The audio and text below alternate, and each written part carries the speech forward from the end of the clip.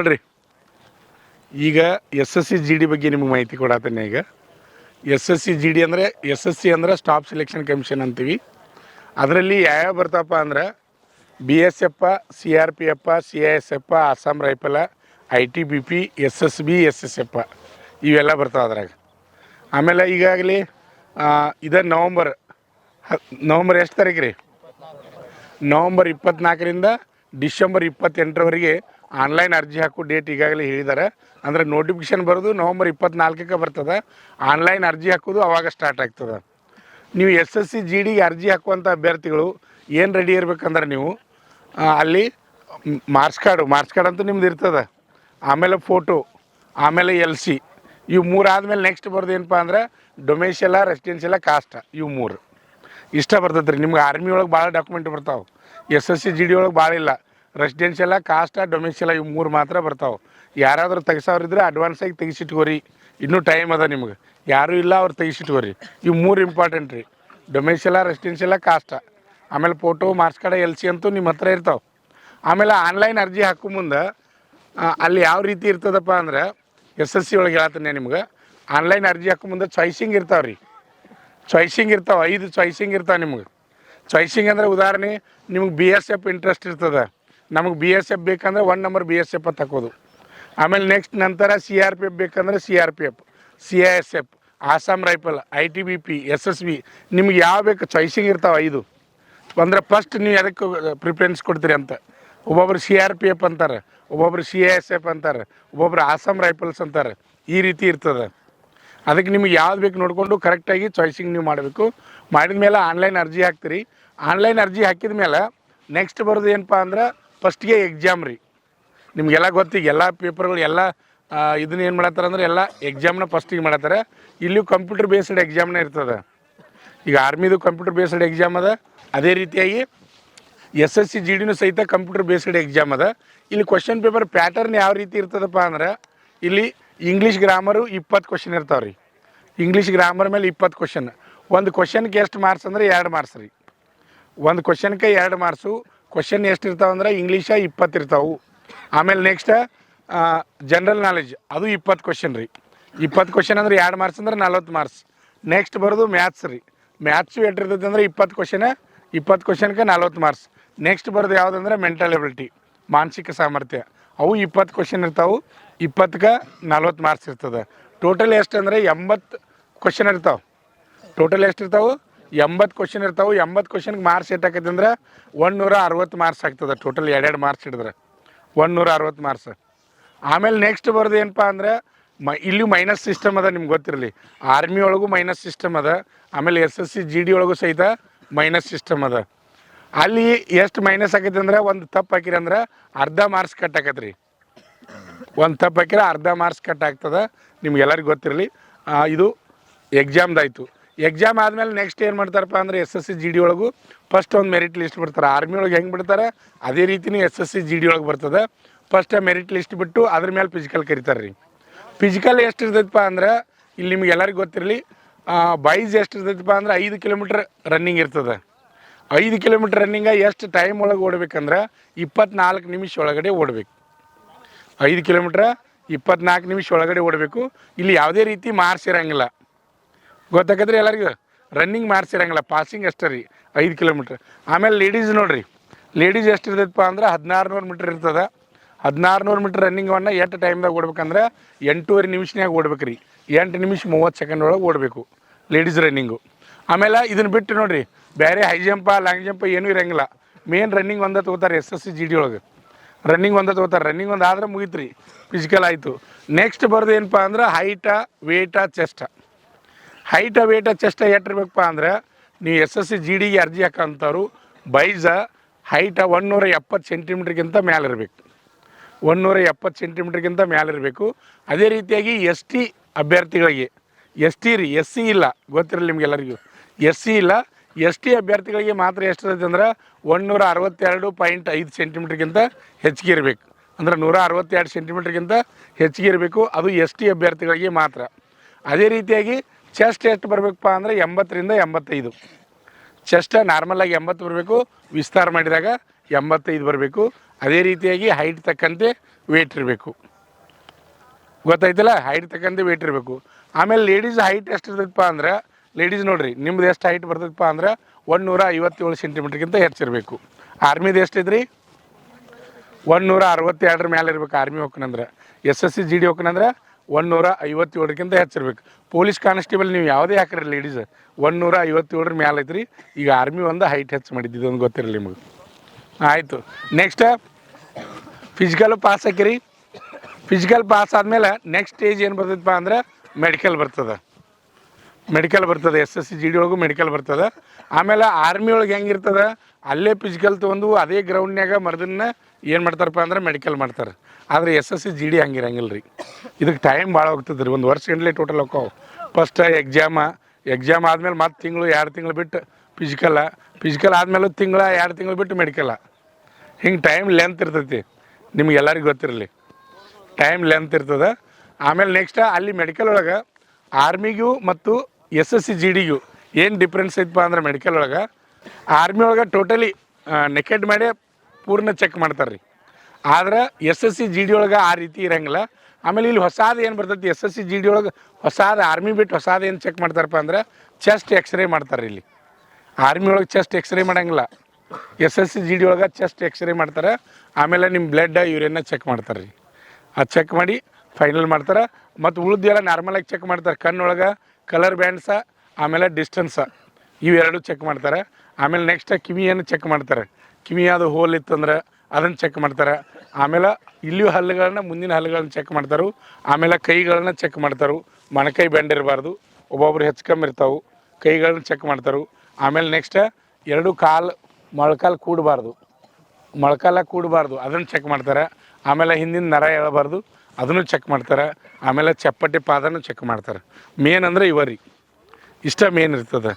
ಇದಾದಮೇಲೆ ನೆಕ್ಸ್ಟ್ ಏನು ಬರ್ತದಪ್ಪ ಅಂದ್ರೆ, ಮೆಡಿಕಲ್ ನೀವು ಫಿಟ್ ಆದ್ರಿ ಅಂದ್ರೆ ಮೆಡಿಕಲ್ ಫಿಟ್ ಆದಮೇಲೆ ನೆಕ್ಸ್ಟ್ ಫೈನಲ್ ಮತ್ತು ಮೆರಿಟ್ ಮೇಲೆ ಲಿಸ್ಟ್ ಬಿಡ್ತಾರೆ. Totally SSC GD ನಡೆಯುವಂಥದ್ದು. SSC GD ಸಂಬಂಧಪಟ್ಟಂಗೆ ಏನಾದರೂ ಪ್ರಶ್ನೆ ಕೇಳೋರಿದ್ರೆ ಕೇಳ್ಬೋದು. ನಿಮ್ಗೇನು ಡೌಟ್ಸ್ ಇದ್ದರೆ ಕೇಳ್ಬೋದು. ನಾನು ಲ್ಯಾಂಗ್ವೇಜ್ ಹಾಕೊಂಡ್ರು ನೋಡಿರಿ. ಎಕ್ಸಾಮ್ ಲ್ಯಾಂಗ್ವೇಜ್ ಫಸ್ಟ್ ಹೆಂಗಿತ್ತಂದ್ರೆ ಇಂಗ್ಲೀಷು ಮತ್ತು ಹಿಂದಿ ಇಂಗ್ಲೀಷ ಮತ್ತು ಹಿಂದಿ 2 ಭಾಷೆ ಇದ್ದರು ಇಲ್ಲಿ ತನಕ. ಆಮೇಲೆ ನೆಕ್ಸ್ಟ್ ಈಗ ಏನು ಹೇಳ್ಯಾರಪ್ಪ ಅಂದ್ರೆ 13 ಭಾಷೆ ಒಳಗೆ ಬಿಡ್ತೀವಿ ಅಂತ ಹೇಳ್ಯಾರ ರೀ. 13 ಅಂದರೆ ಇಂಗ್ಲೀಷು ಮತ್ತು ಹಿಂದಿ ಸೇರಿಸಿ 13 ರೀ. 13 ಭಾಷೆ ಒಳಗೆ ಈ ಸಲ ಬಿಡ್ತೀವಿ ಅಂದ್ರೆ ಇನ್ನೂ ನೋಟಿಫಿಕೇಷನ ಕ್ಲಿಯರಾಗಿ ಬಂದಿಲ್ಲ. ಇನ್ನೇನು ನವಂಬರ್ 24ಕ್ಕೆ ಇದು ಬರ್ತೈತ್ಲೆ ಕಾಲ್ಫಾರ್ಮ, ಅದ್ರ ಜೊತೆನೇ ನೋಟಿಫಿಕೇಷನ್ ಬರ್ತದೆ. ಈ ಸಲ 100ಕ್ಕೆ 99% ಕನ್ನಡದಲ್ಲಿ ಬರುವಂಥ ಚಾನ್ಸ್ ಅದ ನಮ್ಮ ಕರ್ನಾಟಕದವ್ರಿಗೆ. 13 ಭಾಷೆ ಆತಂದ್ರೆ ಆ 13 ಭಾಷೆ ಒಳಗೆ ನಮ್ಮ ಕನ್ನಡ ಭಾಷೆನೂ ಒಂದದ. ಮತ್ತೇನಾದರೂ ಪ್ರಶ್ನೆ ಕೇಳೋರು ಕೇಳ್ಬೋದು. SSCಗೆ ಸಂಬಂಧಪಟ್ಟಂಗೆ ಕೇಳ್ರಿ. ನಾ ಆರ್ಮಿದು ಮತ್ತು ಬೇರೆ ಹೇಳ್ತೀನಿ. ವಯಸ್ಸು ಗುಡ್ ನೋಡಿರಿ. ವಯಸ್ಸಿನ ಮಿತಿ ನಾ ಹೇಳೋ ಮುಂದೆ ಮರ್ತೀನಿ ನೋಡಿ. ವಯಸ್ಸಿನ ಮಿತಿ ಎಟ್ಟಿರ್ತೈತಪ್ಪ ಅಂದ್ರೆ ಜನರಲ್ದವ್ರಿಗೆ 18ರಿಂದ 23 ವಯಸ್ಸು. ಜನರಲ್ದವ್ರಿಗೆ 18ರಿಂದ 23 ವಯಸ್ಸು ಒಳಗಿರಬೇಕು. ಬಾಯ್ಸ ಸೇಮ್ ಬರ್ತದೆ ಏಜ್. ಆಮೇಲೆ OBC ಅಭ್ಯರ್ಥಿಗಳಿಗೆ 18ರಿಂದ 26 ವಯಸ್ಸು. OBC ಅಭ್ಯರ್ಥಿಗಳಿಗೆ 18ರಿಂದ 26 ವಯಸ್ಸು. ಅದೇ ರೀತಿಯಾಗಿ SC ಮತ್ತು ST ಅಭ್ಯರ್ಥಿಗಳಿಗೆ 18ರಿಂದ 28 ವಯಸ್ಸು. ಇದು ವಯಸ್ಸಿನ ಮಿತಿ. ಮತ್ತೇನಾದರೂ ಕೇಳ್ಬೋದು ನೋಡಿರಿ. 2 ಒಳ್ಳೆ ಪ್ರಶ್ನೆ ಕೇಳಿದ್ರು. ಅವ್ನು ಭಾಷೆ ಕೇಳಿದ, ಅವನು ವಯಸ್ಸಿಂದ ಕೇಳಿದ. ನಾನು ಹೇಳೋ ಮುಂದೆ ಬರ್ತೀನಿ ಅದನ್ನು ವಯಸ್ಸಿಂದ ಹೇಳೋದು. ಮತ್ತೇನಾದರೂ ಕೇಳೋರಿದ್ರೆ ಕೇಳ್ಬೋದು. SSC GD ಸಂಬಂಧಪಟ್ಟಂಗೆ ನಿಮ್ಗೆ ಗೊತ್ತಿರಲಿ 4 ಭಾಗ ಇರ್ತಾವೆ. ಒಂದು ಜನರಲ್ ನಾಲೆಜ, ಆಮೇಲೆ ಇಂಗ್ಲೀಷ್ ಗ್ರಾಮರ್ ಹಿಂದಿ ಇರ್ಬೋದು ಅಥವಾ ಇಂಗ್ಲೀಷ್ ಇರ್ಬೋದು. ಆಮೇಲೆ ನೆಕ್ಸ್ಟ್ ಮ್ಯಾಥ್ಸ, ಮೆಂಟಲ್ ಎಬಿಲಿಟಿ. 4 ಭಾಗ, ಟೋಟಲ್ 80 ಕ್ವಶನ, 160 ಮಾರ್ಕ್ಸಿಂದ ಎಕ್ಸಾಮ. ಆಮೇಲೆ ಇನ್ನೊಂದು ಗೊತ್ತಿರಲಿ ನಿಮ್ಗೆ, ಇಲ್ಲಿ ಅರ್ಜಿ ಹಾಕಕ್ಕೆ SSLC ಪಾಸ್ ಆದ್ರೆ ಸಾಕ್ರಿ. ಇಲ್ಲಿ ಪರ್ಸೆಂಟೇಜ್ ಅದು ಸಂಬಂಧ ಇಲ್ಲ. ಅಗ್ರಿಗೇಟ್ 45 ಆಗಿರಬೇಕು, ಎಲ್ಲ ವಿಷಯಕ್ಕೆ 33 ಮೇಲೆ ಬಿದ್ದಿರಬೇಕು, ಆ ರೀತಿ ಏನೂ ಇಲ್ಲ. ನೀವು ಒಟ್ಟು SSLC ಪಾಸ್ ಆಗಿರಿ ಮುಗೀತು, ನೀವು ಅಪ್ಲಿಕೇಶನ್ ಹಾಕ್ಲಿಕ್ಕೆ ಎಲಿಜಿಬಲ್. ಆಮೇಲೆ ಲಾಸ್ಟಿಗೆ ಅಂತಿಮ ಮೆರಿಟನ್ನು, ಫೈನಲ್ ಮೆರಿಟನ್ನು SSLCದು ಏನೂ ನೋಡೋಂಗಿಲ್ಲ. ನೀವು CET ಏನು ಎಕ್ಸಾಮ್ ಬರ್ದಿರ್ತೀರಿ ಅದ್ರ ಮೇಲೆ ಚಾಯ್ಸ್, ಅದ್ರ ಮೇಲೆ ಸಿಲೆಕ್ಷನ್ ಫೈನಲ್. ಆಮೇಲೆ ಇನ್ನೊಂದು, ನೀವು ಹೆಂಗೆ ಬಿಡಿರ್ತೀರಿ ಆ ಟೈಪ್ ನೋಡಿಕೊಂಡು ನೀವು ಮೆರಿಟ್ ನೋಡ್ಕೊಂಡು ಮಾಡ್ತಾರೆ ರೀ. ಈಗ ಫಸ್ಟ್ BSF ಬಿಡಿರ್ತಾನೆ ಅಂದ್ರೆ ಅವ ಅದಕ್ಕೆ ಸೆಟ್ ಹಾಕಲ್ಲ, ಹಿಂಗೆ ನೋಡ್ತಾರೆ. ಆಮೇಲೆ CRPF ಹಿಂಗೆಲ್ಲ. ಆಮೇಲೆ ನಿಮಗೆಲ್ಲ ಗೊತ್ತಿರ್ಬೇಕು BSF ಅಂದ್ರೆ ಏನಂತೀರಿ, ಬಾರ್ಡರ್ ಸೆಕ್ಯೂರಿಟಿ ಫೋರ್ಸ್. CRPF ಅಂದ್ರೆ ಸೆಂಟ್ರಲ್ ರಿಸರ್ವ್ ಪೊಲೀಸ್ ಫೋರ್ಸ್. ಆಮೇಲೆ ITBP ಅಂದ್ರೆ ಇಂಡೋ ಟಿಬೇಟಿನ್ ಬಾರ್ಡರ್ ಪೊಲೀಸ್. ಆಮೇಲೆ ಆಸಾಮ್ ರೈಫಲ್ಸ್ ಅಂತೀವಿ. ಆಮೇಲೆ ಮತ್ತು CISF ಅಂದ್ರೆ ಸೆಂಟ್ರಲ್ ಇಂಡಸ್ಟ್ರಿಯಲ್ ಸೆಕ್ಯೂರಿಟಿ ಫೋರ್ಸ್. ಆಮೇಲೆ ನೆಕ್ಸ್ಟ್ SSB ಅಂದ್ರೆ ಸಶಸ್ತ್ರ ಸೀಮಾ ಬಲ. ಹಿಂಗೆ ನಮಗೆಲ್ಲ ಗೊತ್ತಿರಬೇಕು. ಆಮೇಲೆ ನೀವು ಅದ್ರ ಬಗ್ಗೆ ನೀವು ಸಪ್ರೇಟಾಗಿ ಬಂದು ಕೇಳಿ ಸಹಿತ ನಾನು ನಿಮ್ಗೆ ಆನ್ಸರ್ ಮಾಡ್ತೀನಿ. ಎಲ್ಲ ಡ್ಯೂಟಿ ಒಳ್ಳೇದೇನ. ಆಮೇಲೆ ಇನ್ನೊಂದು ವಿಶೇಷ ನಿಮ್ಗೆ ಗೊತ್ತಿರಲಿ, SSC ಒಳಗೆ ಆರ್ಮಿ ಒಳಗೆ ಹೆಂಗಿರದ, ಈಗ ಅಗ್ನಿಪಥ ಯೋಜನೆ ಅಡಿಯಲ್ಲಿ ಅಗ್ನಿವೀರ ಮಾಡಿಸಿಂದ ಏನು ಮಾಡ್ಯಾರು, 4 ವರ್ಷ ಮಾಡ್ಯಾರ, 4 ವರ್ಷ. ಆಮೇಲೆ ಮೊದಲು ಹೆಂಗಿತ್ತಪ್ಪ ಅಂದ್ರೆ 75% ಅಭ್ಯರ್ಥಿಗಳು 4 ವರ್ಷ ಮಾಡಿ ಹೊರಗೆ ಬರೋದು. ಇನ್ನು 25% ಅಭ್ಯರ್ಥಿಗಳು ಏನಿತ್ತಪ್ಪ ಅಂದ್ರೆ ಮತ್ತೆ 15 ವರ್ಷ ಕಂಟಿನ್ಯೂ ಮಾಡೋದು. 4-15 ಅಂದ್ರೆ 19 ವರ್ಷ ಸರ್ವಿಸ್ ರೀ ಆರ್ಮಿಯವರು. ಮುಂದೆ ಕಂಟಿನ್ಯೂ ಯಾರು ಆ್ಯಕ್ಟಿವ್ ಇರ್ತಾರೆ, ಫಿಸಿಕಲಿ ಮೆಡಿಕಲಿ ಯಾರು ಆ್ಯಕ್ಟಿವ್ ಇರ್ತಾರೋ ಅವ್ರನ್ನ ಕಂಟಿನ್ಯೂ ಮಾಡ್ತಾರೆ ಅಲ್ಲಿ. ಅದನ್ನು ಈಗ ಏನು ಮಾಡ್ಯಾರಪ್ಪ ಅಂದ್ರೆ, ಈಗ ಬಂದ ಮಾಹಿತಿ ಪ್ರಕಾರ 50 ಮಾಡ್ಯಾರ ಅಂತ ಹೇಳ್ತಾರೆ. ಈಗ 50 ಅಂದ್ರೆ 4 ವರ್ಷ ಆದಮೇಲೆ 50% ಅಂದ್ರೆ 100ಕ್ಕೆ 50 ಅಭ್ಯರ್ಥಿಗಳು ಹೊರಗೆ ಬರ್ತಾರೆ, ಇನ್ನು 50 ಅಭ್ಯರ್ಥಿಗಳು ಕಂಟಿನ್ಯೂ ಆಕಾರ ಅಂತ ಹೇಳ್ತಾರೆ. ಇನ್ನೂ ಕ್ಲಿಯರಾಗಿ ನೋಟಿಫಿಕೇಶನ್ ಬಂದಿಲ್ಲ, ಆದ್ರೆ ಮೊದಲನೇ ನೋಟಿಫಿಕೇಶನ್ ಅದ, ನಿಮ್ಗೆ ಗೊತ್ತಿರಲಿ. ಇದು SSC GDದು ಏನು ವಿಶೇಷ ಐತಪ್ಪ ಅಂದ್ರೆ, ಇದು ಪರ್ಮನೆಂಟ್ ಜಾಬ್. ನಿಮ್ಗೆ ಗೊತ್ತಿರಲಿ, ಇದು ಪರ್ಮನೆಂಟ್ ಜಾಬ್. ಎಲ್ಲಿ ತನ ಅಂದ್ರೆ ನೀವು 60 ವಯಸ್ಸು ತನಕ ನೌಕರಿ ಮಾಡೋದ್ರಿ. ಇದು ನಿಮ್ಮ ಸರ್ವೀಸ್ 60 ವಯಸ್ಸು ತನಕ ನೌಕರಿ ಮಾಡೋದು. ಬೈ ಚಾನ್ಸ್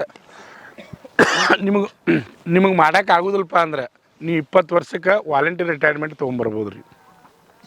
20 ವರ್ಷಕ್ಕೆ ವಾಲಂಟಿಯರ್ ರಿಟೈರ್ಮೆಂಟ್ ತೊಗೊಂಬರ್ಬೋದು. ಆಮೇಲೆ ಪರ್ಮನೆಂಟ್ ಜಾಬ. ಆಮೇಲೆ ಇಲ್ಲಿ ಪ್ರಮೋಷನ್ ಇರ್ತಾವೆ, ನಿಮ್ಗೆ ಎಲ್ಲರಿಗೂ ಗೊತ್ತಿರಲಿ. ಈಗ ಉದಾಹರಣೆ ಹೆಚ್ಚ ಹುಡುಗರು PUC ಡಿಗ್ರಿ ಆದ ಹುಡುಗರನ್ನೇ ಹೆಚ್ಚಿರ್ತಾರೆ ಈಗ ಎಲ್ಲರೂ. ವಯಸ್ಸಿನ ಮಿತಿನೂ 23 ಐತಿ. ಆಮೇಲೆ ಜನರಲ್ದವ್ರಿಗೆ OBC ಅವ್ರಿಗೆ 26 ಐತಿ. SC ST 28 ಇರೋದ್ರಿಂದ ಹೆಚ್ಚಾಗಿ ಅಭ್ಯರ್ಥಿಗಳು ಡಿಗ್ರಿ ಅಭ್ಯರ್ಥಿಗಳು ಜಾಸ್ತಿ ಇರ್ತಾರೆ. ಹಂಗಿರೋದ್ರಿಂದ ನಿಮ್ಗೆ ಅಲ್ಲಿ ಪ್ರಮೋಷನ್ ಇರ್ತದೆ. ಫಸ್ಟ್ ನೀವು ಪೊಲೀಸಾಗಿ ಹೋಗಿರಿ, ಅಲ್ಲಿ ನೆಕ್ಸ್ಟ್ ಬರೋದು ಹೆಡ್ ಕಾನ್ಸ್ಟೇಬಲ್ ಬರ್ತದೆ. ಹೆಡ್ ಕಾನ್ಸ್ಟೇಬಲ್ ಆದಮೇಲೆ ASI ಹಾಕಿರಿ, ASI ಆದಮೇಲೆ PSI ಹಾಕಿರಿ, PSI ಆದಮೇಲೆ CPI ಹಾಕಿರಿ. ಗೊತ್ತಿರಲಿ ನಿಮ್ಗೆ. ನೀವು ಡಿಗ್ರಿ ಆದವ್ರು ಇದ್ರಿಪ್ಪ ಅಂದ್ರೆ ನೀವು ಅಲ್ಲಿ ಪ್ರಮೋಷನ್ ಆಗ್ತಾ ಹೋಗ್ತೀರಿ, ನಿಮ್ಮ ಎಜುಕೇಷನ್ ಹೆಚ್ಚಿತ್ತಂದ್ರೆ. ಆಮೇಲೆ ನೀವು ಇನ್ನೊಂದು ಏನು ಗೊತ್ತಿರ್ಬೇಕಪ್ಪ ಅಂದ್ರೆ, ನಿಮ್ಗೆ ಕೆಲವೊಂದು ವಿದ್ಯಾರ್ಥಿಗಳು ಸರ್ ನಮ್ದು SLC ಆಗ್ಯದ, PUC ಆಗ್ಯದ, ನಮ್ಮ ಡಿಗ್ರಿ ಆಗಿಲ್ಲ, ಆ ರೀತಿಯೂ ನೀವು ವಿಚಾರ ಮಾಡ್ಬೋದು.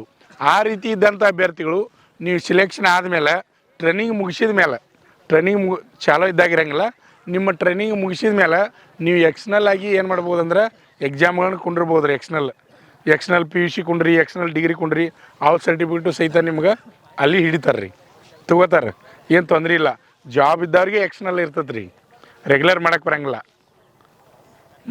ಮತ್ತು ಏನಾದರೂ ಪ್ರಶ್ನೆಗಳಿದ್ರೆ ಕೇಳಿರಿ, SSCಗೆ ಸಂಬಂಧಪಟ್ಟಂಗೆ ಕೇಳಿರಿ. ನಿಮ್ಗೆ ಡೌಟ್ಸ್ ಏನು ಡೌಟ್ಸ್ ಇಲ್ಲಲ್ಲ? ಹಾಂ, ಓಕೆ. ನೋಡಿರಿ, ನಿಮ್ಮ ಫ್ರೆಂಡ್ಸ್ ಅದು ಯಾರಾದರೂ ಇದ್ರಂದ್ರೆ ಅರ್ಜಿ ಹಾಕಿಸ್ರಿ. ಆಮೇಲೆ ಇನ್ನೊಂದು ವಿಶೇಷ ಏನಪ್ಪ ಅಂದರೆ SSCದು ಹೆಚ್ಚು 2 ವರ್ಷಕ್ಕೊಮ್ಮೆ ಕಾಲ್ಫಾರ್ಮ್ ಹಾಕವ್ರಿ. ಪ್ರತಿ ವರ್ಷ ಆಗೋದಿಲ್ಲ ಅವು. 2 ವರ್ಷ ಹೋಗ್ತದೆ, 1.5 ವರ್ಷ ಹೋಗ್ತದೆ. ಕಾಲ್ಫಾರ್ಮ್ ಭಾಳ ಲೇಟಾಗಿ ಹಾಕಿರ್ತೈತಿ. ಈಗ ಒಂದು ಒಳ್ಳೆಯ ಅವಕಾಶ ಸಿಕ್ಕಾಗ ಆ ಅವಕಾಶವನ್ನು ಬಳಸ್ಕೋಬೇಕು.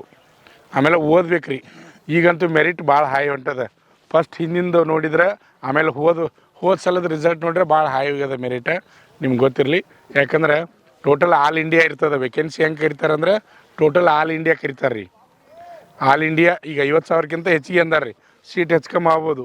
ಫಸ್ಟ್ ಒಂದು ಮಾಹಿತಿ ಬಂದಿತ್ತು, 84,000 ತನಕ ಅದು ಬಂದಿತ್ತು. ಇನ್ನೂ ನೋಟಿಫಿಕೇಶನ್ ಕ್ಲಿಯರಾಗಿ ಬರ್ತಾನೆ, ಇಷ್ಟ ಅಂತ ಹೇಳಕ್ಕೆ ಬರೋಂಗಿಲ್ಲ. ಅದು ನವಂಬರ್ 24ಕ್ಕೆ ನೋಟಿಫಿಕೇಶನ್ ಬಿಟ್ರೆ ಅಂದ್ರೆ ನಮಗೆ ಕ್ಲಿಯರಾಗಿ ಗೊತ್ತಾಗ್ತದೆ. ಓಕೆ, ಮತ್ತೇನು ಕ್ವಶನ್ ಇಲ್ಲಲ್ಲ? ಡೌಟ್ಸ್ ಲೇಡೀಸ್ ಒಳಗೆ ಏನಾರ ಡೌಟ್ಸ್ ಅದಾವ ರೀ SSC GDಗೆ ಸಂಬಂಧಪಟ್ಟಂಗೆ? ಏನೂ ಇಲ್ಲಲ್ಲ? ಓಕೆ. 10ನೇ ತರಗತಿ ಅಥವಾ PUC ಪಾಸಾದ ಪುರುಷ ಹಾಗೂ ಮಹಿಳಾ ಅಭ್ಯರ್ಥಿಗಳಿಗೆ ಈಗ ನಮ್ಮ ಸಂಸ್ಥೆಯಲ್ಲಿ SSC GD, BSF, CRPF, CISF, ITBP, SSB, Assam Rifles, SSF, MTS ಹಾಗೂ ಹವಾಲ್ದಾರ್, AOC, Agniveer army physical and exam coaching admission open. Contact Shri Manjunatha ಸೈನಿಕ ತರಬೇತಿ ಕೇಂದ್ರ, ಮೂಡಲಗಿ. ನಮಸ್ಕಾರ.